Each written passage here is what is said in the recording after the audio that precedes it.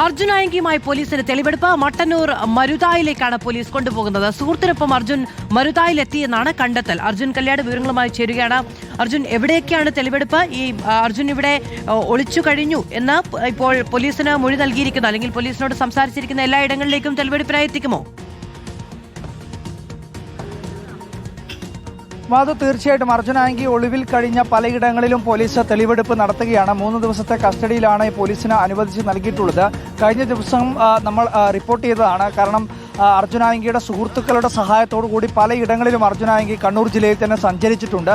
അതിന്റെ ഭാഗമായി അർജുൻ ആയങ്കിയുടെ ഒരു സുഹൃത്ത് പ്രണവിനോടൊപ്പം മട്ടന്നൂരിൽ അവർ ജോലി ചെയ്യുന്ന ഒരു സ്ഥലത്ത്, അതായത് പ്രണവ് ജോലി ചെയ്യാൻ വേണ്ടി എത്തുന്നു, പക്ഷേ അർജുൻ ആയങ്കി ആ വാഹനത്തിലിരിക്കുന്നു.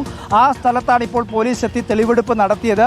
ഈ പറയുന്ന ഞാനിപ്പോൾ നിൽക്കുന്ന മരുതായി ഭാഗത്ത് ഇവിടെയുള്ള ഒരു വീട്ടിലാണ് ഈ അർജുൻ ആയങ്കിയുടെ സുഹൃത്ത് ഒരു ജോലിക്ക് വേണ്ടി എത്തുന്നത്. വാട്ടർ പ്യൂരിഫയർ സർവീസ് ചെയ്യുന്ന ജോലിയാണ് ഈ പറയുന്ന സുഹൃത്ത് ചെയ്തുകൊണ്ടിരുന്നത്. അപ്പോൾ ആ ജോലി ചെയ്യാൻ വേണ്ടി ഈ സുഹൃത്ത് എത്തുമ്പോൾ അർജുൻ ആയങ്കിയും ഈ സുഹൃത്തിനോടൊപ്പം ഉണ്ടായിരുന്നു.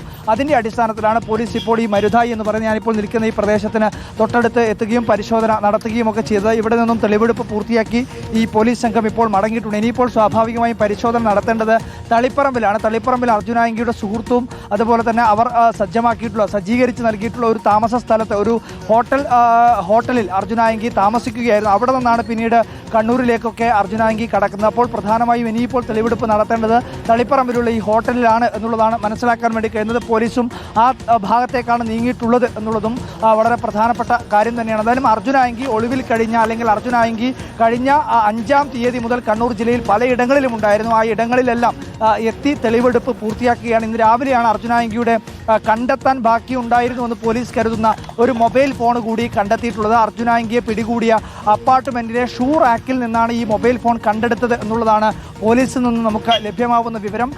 ഈ മൊബൈൽ ഫോൺ എന്ന് പറയുന്നത് അതാണ് ഈ കുറ്റകൃത്യത്തിന്, അതായത് ആഭ്യന്തര വകുപ്പ് മന്ത്രിയെയും പോലീസിനെയും ഒക്കെ വെല്ലുവിളിച്ചുകൊണ്ട് സമൂഹ മാധ്യമത്തിൽ പോസ്റ്റ് ഇടാനൊക്കെ ഉപയോഗിച്ചിട്ടുള്ള മൊബൈൽ ഫോൺ അതാണ് എന്നുള്ള ഒരു കണ്ടെത്തൽ പോലീസിനുണ്ട്. അതിൻ്റെ അല്ലെങ്കിൽ ആ കുറ്റകൃത്യത്തിൽ ഉപയോഗിച്ച മൊബൈൽ കൂടി കണ്ടെത്താൻ വേണ്ടി പോലീസിന് കഴിഞ്ഞിട്ടുണ്ട്.